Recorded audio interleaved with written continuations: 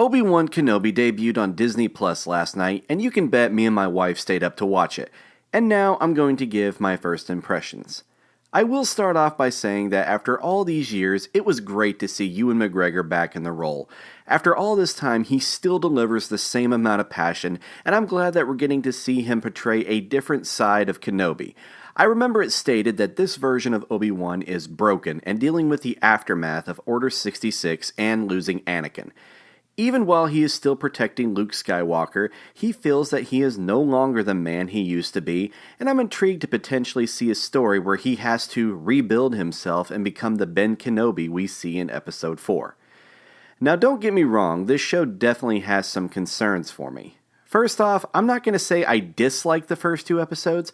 I enjoyed them, but honestly, after viewing them, I feel more or less cautiously optimistic, as I'm not entirely sure the direction they're going with certain things.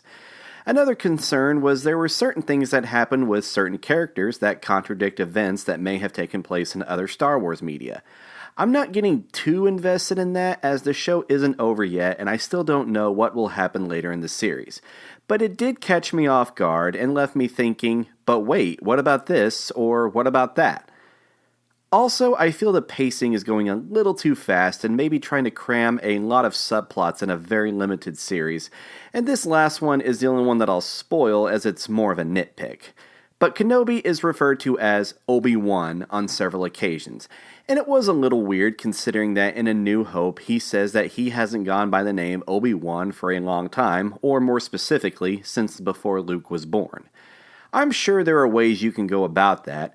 Maybe he was referring to the fact that he personally never referred to himself as Obi-Wan since Episode 3, or maybe he hasn't gone by Obi-Wan between the 9 to 10 year gap before A New Hope, which is still a long time, even if it's not as long as he may have been originally referring to. Even Kenobi stated in Return of the Jedi that the truths we cling to depend greatly on our point of view, so I'm guessing that may come into play at some point.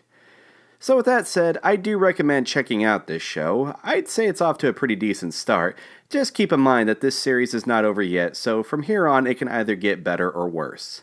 Thanks as always for everything, guys. Be sure to comment your thoughts down below if you've already watched the first two episodes. I'd be interested to see what you guys think. Just please avoid spoilers for others. I'll definitely be back to give my review for the whole series when it's over, but until then, this is Red 5, standing by.